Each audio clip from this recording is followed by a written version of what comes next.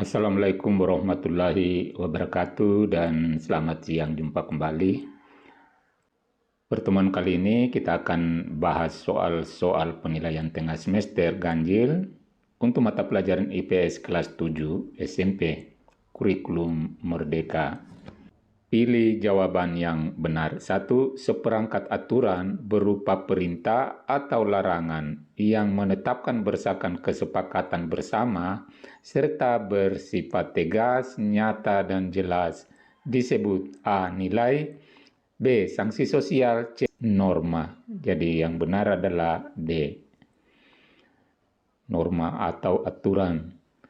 Nomor 2, bahasa Korea saat ini lebih dikenal oleh anak remaja dibandingkan dengan bahasa daerahnya sendiri. Adanya perubahan budaya ini disebut proses A. Kebudayaan, B. Akulturasi, C. Asimilasi, D. Sosial. Jadi, kasus seperti ini disebut dengan akulturasi. Nomor 3, Andi seorang siswa SMP yang sering bolos sekolah dan lebih senang nongkrong bersama teman-temannya di suatu tempat. Perilaku Andi itu dapat terbentuk dari peristiwa yang terjadi dalam keluarganya. Perilaku tersebut di masyarakat dapat menjadi perbincangan dan melanggar A. Norma, B. Peraturan, C. Nilai yang berlaku dalam masyarakat, D. Hukum. Yang benar C. Jadi melanggar nilai-nilai yang berlaku dalam masyarakat. 4. Posisi suatu tempat yang didasarkan pada garis lintang dan bujur disebut A. Letak geografis, letak ekonomi, letak geologis, letak astronomi. Letak berdasarkan lintang dan bujur disebut letak astronomi. 5. Rel kereta api sungai dalam peta digambarkan menggunakan simbol A, titik, areal, garis, segitiga. Menggunakan simbol garis. Nomor 6. Perhatikan beberapa sumber sejarah berikut. 1. Prasasti, B. Silsilah keluarga, 3. Monumen, 4. Orang tradisional seperti mitos, legenda, dongeng, berdasarkan sumber sejarah tersebut yang termasuk sumber lisan ditunjukkan oleh angka A. 12, B. 23, C. 34, D. 4 saja. Jadi jawabannya adalah A. Nomor 7. Kebutuhan manusia yang tidak terbatas membuat manusia melakukan berbagai cara agar tujuan kebutuhannya dapat terpenuhi. Keinginan manusia untuk memenuhi kebutuhannya merupakan perwujudan manusia sebagai A. Makhluk individu, makhluk ekonomi, makhluk sosial, makhluk bermasyarakat. Jadi jawabannya adalah makhluk sosial, interaksi antar sesama. 8. Tahap pertama bayi belajar terutama dalam menyentuh benda, memanipulasinya dan secara fisik menjelajahi lingkungan. Dalam tahapan proses sosialisasi disebut tahap A. Sensori motor, B. Operasional, C. Operasional konkret, D. Operasional formal.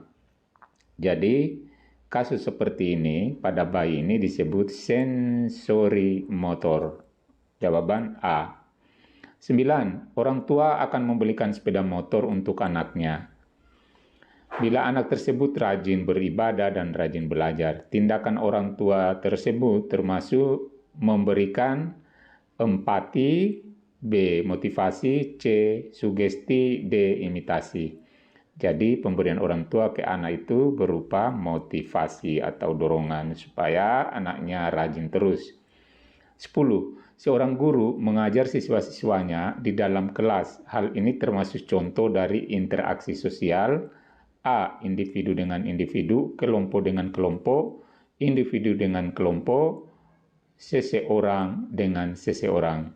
Jadi kalau di dalam kelas tentunya interaksi guru dan siswa berarti individu, guru sebagai individu dan siswa sebagai kelompok. Jadi jawabannya adalah C. Individu dengan kelompok.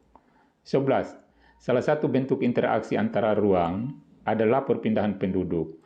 Faktor yang mendorong perpindahan penduduk dari pedesaan ke perkotaan adalah A. Di daerah perkotaan terdapat penampakan alam.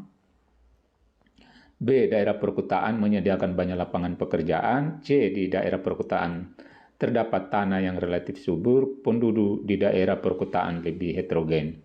Tentunya orang di desa masuk kota karena mencari pekerjaan. Jadi di sini jawabannya adalah B. Daerah perkotaan menyediakan banyak lapangan pekerjaan. 12. Penduduk di daerah pantai akan membutuhkan sayuran dari pegunungan, sedangkan penduduk yang berada daerah pegunungan akan membutuhkan ikan dari laut.